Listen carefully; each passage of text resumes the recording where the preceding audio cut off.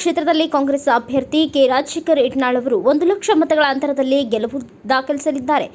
ನಾನು ಶಾಸಕ ಗಾಲಿ ಜನಾರ್ದನ ರೆಡ್ಡಿ ಸವಾಲ್ ಸ್ವೀಕರಿಸಿದ್ದೇನೆ. ಜೂನ್ 4ರಂದು ಮತದಾರರು ಯಾರ ಕಪಾಳಕ್ಕೆ ಹೊಡೆಯುತ್ತಾರೆ ನೋಡೋಣ ಎಂದು ಕನ್ನಡ ಮತ್ತು ಸಂಸ್ಕೃತಿ ಹಿಂದುಳಿದ ವರ್ಗಗಳ ಕಲ್ಯಾಣ ಕೊಪ್ಪಳ ಜಿಲ್ಲಾ ಸಚಿವ ಶಿವರಾಜ್ ತಂಗಡಗಿ ಹೇಳಿದರು.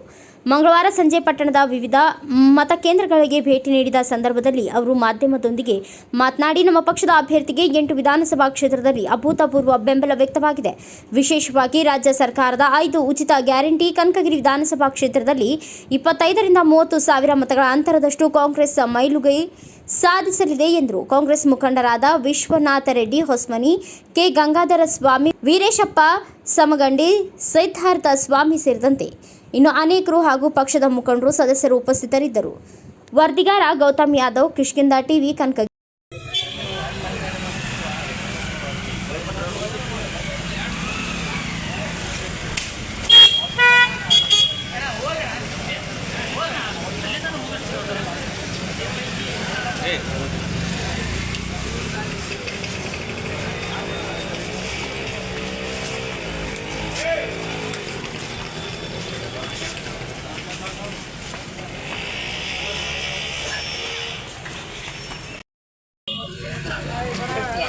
ನನಗನ್ಸಿದ ಮಟ್ಟಿಗೆ ಎಲ್ಲ ಜಿಲ್ಲಾ ಪಂಚಾಯತಿಗೂ ಭೇಟಿ ಕೊಟ್ಟಿನಿ. ಎಲ್ಲ ಕಡೆಯೂ ಭಾಳ ಚೆನ್ನಾಗಿರುವಂಥ ವಾತಾವರಣ ಇದೆ. ನನಗನ್ಸಿದ ಮಟ್ಟಿಗೆ ನನಗೆ 35ರಿಂದ 40 ಸಾವಿರ ಓಟು ಲೀಡಿಗೇನು ಕಮ್ಮಿಯನ್ನು ಇಲ್ಲ ನಮ್ಮ ಕ್ಷೇತ್ರದೊಳಗೆ.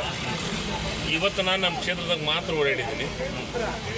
ಮೂರಾಲು ಲೋಕಸಭಾ ಚುನಾವಣೆ ನಾವು 1 ಲಕ್ಷ ಲೀಡ್ನೊಳಗೆ ಗೆಲ್ತು ಬರ್ಬೋದು. ಅದ್ರಾಗೇನು 2 ಮಾತಿಲ್ಲ. 8 ವಿಧಾನಸಭಾ ಕ್ಷೇತ್ರದಾಗ ಒಳ್ಳೆ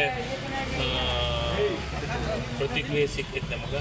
ಜನರು ಮತ್ತು ಗ್ಯಾರಂಟಿ ಯೋಜನೆಗಳು, ನನ್ನ ಮಹಿಳಾ ತಾಯಂದಿರು, ನನ್ನ ಸೋದರರು ಭಾಳ ಅತಿ ಹೆಚ್ಚು ಮತವನ್ನು ಹಾಕಿದರೆ ಎಲ್ಲ ಮಾಹಿತಿಯನ್ನು ತೊಗೊಳ್ತಾ ಇದ್ದೀವಿ. ಒಂದಂತೂ ಸತ್ಯ, ಗೆಲುವು ಖಚಿತ. 4ನೇ ತಾರೀಕಿಗೆ ಜನಾರ್ದನ್ ರೆಡ್ಡಿ ಅವರು ಹಾಕಿದ ಸವಾಲಿಗೆ ಸಿದ್ಧ ಇದ್ದೀನಿ. ಯಾರ ಕಪಾಳಕ್ಕೆ ಯಾರು ಹೊಡಿತಾರೋ ನೋಡೋಣ.